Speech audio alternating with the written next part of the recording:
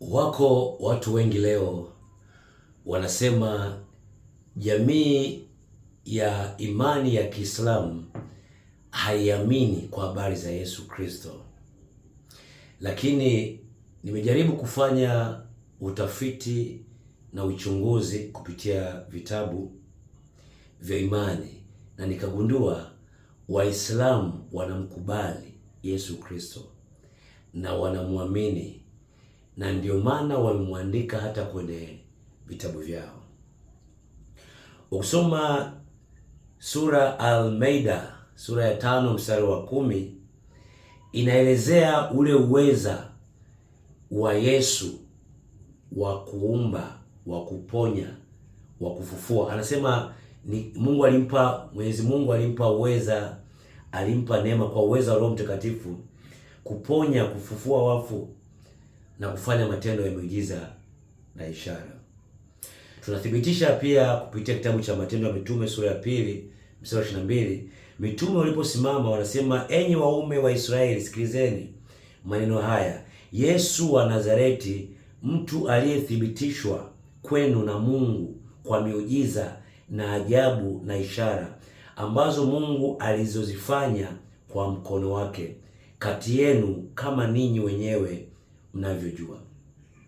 Kwa hiyo kwenye Quran sura Al-Maida sura ya 5 mstari wa 110 inazungumza namna gani Yesu alivyopewa uweza wa Roho Mtakatifu na Mwenyezi Mungu kwa neema yake kuponya, kufufua, kutenda miujiza na ishara mbalimbali.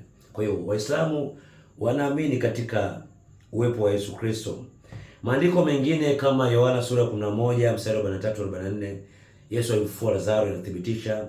Mathayo sura ya 9 mstari wa 35, Yesu alikuwa akizunguka huku na huku katika miji mbalimbali akiwaponya kila ugonjwa na kila aina udhaifu wa watu walikuwa wanasumbuka nao. Lakini jambo la pili, ukisoma kwenye Qur'an sura An-Nisa sura ya 4 mstari wa 171 inaeleza kuhusu Yesu ni neno la Mungu. Yesu ni neno la Mungu na ni roho kutoka kwa Mungu.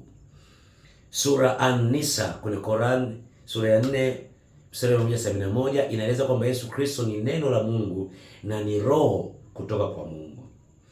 Tukiangalia Yohana sura ya 1 kwenye Biblia, Yohana sura ya 1 mstari wa 1 hadi wa 3 na ule mstari wa 18 inazungumza kabisa, hapo mwanzo palikuwa na neno, naye neno alikuwa kwa Mungu, naye neno alikuwa ni Mungu.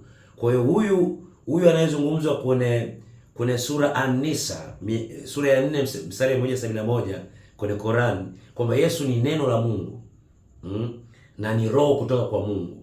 Kwa hapo mwanzo Yohana 1:1, hapo mwanzo kulikuwa na neno alikuwa kwa Mungu na neno alikuwa ni Mungu. Inathibitisha kwamba hata Waislamu katika Qur'ani wanaamini kwamba Yesu Kristo ni neno la Mungu na ni roho kutoka kwa Mungu, sawa sawa na sura An-Nisa 4:171. Jambo lingine kwenye hadithi ya Sahih al-Bukhari, hadithi ya Sahih al-Bukhari 34:48 inasema Yesu atakuja kuhukumu siku ya mwisho. Yesu atakuja kuhukumu Isa siku ya mwisho. Ukiangalia Yohana sura ya 5 mstari wa 22-27 inazungumza, kwa maana Baba hamhukumu mtu yeyote, bali amempa mwana hukumu yote, naye amempa mamlaka ya kuhukumu kwa sababu yeye ni mwana wa Adamu. Maandiko mengine yanayozungumza kwamba Yesu Kristo amepewa mamlaka ya kuhukumu ni Matendo ya Mitume 10 mstari wa 42, Mathayo sura 25 mstari wa 31-32, Timotheo wa pili sura ya 4 mstari wa 1 inazungumza kwamba Yesu Kristo ndio alipewa mamlaka ya kuhukumu ile siku ya mwisho, siku ya hukumu.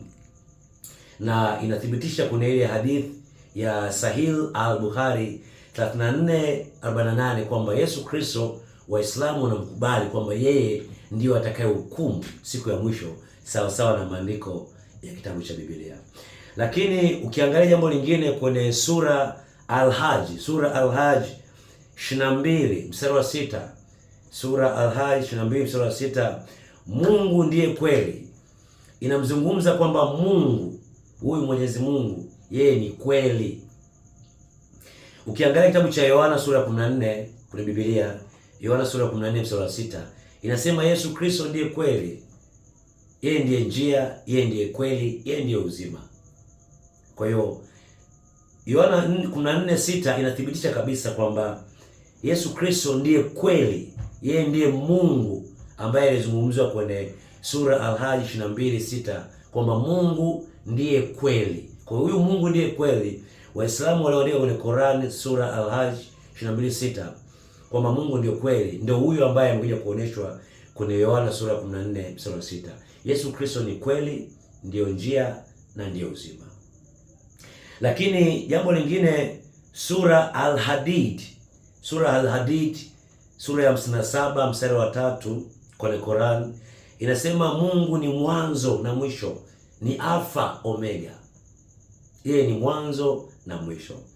Na tukisoma kitabu cha Biblia, kitabu cha mwisho kabisa cha Ufunuo wa Yohana, Ufunuo wa Yohana sura ya 22 mstari wa 13, Yesu Kristo ndo anakuja kuelezewa pale, huyu Alfa Omega, huyu mwanzo mwisho, jina lake anaitwa Yesu Kristo. Kwa hiyo kwenye sura Al-Hadid 57:3 kwenye Qurani inasema kwamba Mungu ni mwanzo na mwisho. Alikuwa anamzungumzia ni Yesu Kristo kwenye Ufunuo wa Yohana 22:13 kwamba yeye ndiye Alfa Omega, ndiye mwanzo na mwisho. Kwa hiyo na kukubalia kabisa kwamba kila alichokiandika kwenye Qurani na vitabu vya hadithi vya Kiislamu kuhusiana na habari za Yesu Kristo na kumthibitisha kwamba yeye ndiye Mungu na ndiye mwana wa Mungu ni kweli na hakika, sawa sawa na maelezo tuliyoona. Mungu akubariki wewe uliye Mkristo, uliye Muislamu, uliye dini nyingine, imani nyingine, unayetaka kujifunza kwa habari ya uhalali wa Yesu Kristo kuwa ni mwana wa Mungu na yeye kuwa ni Mungu 100%.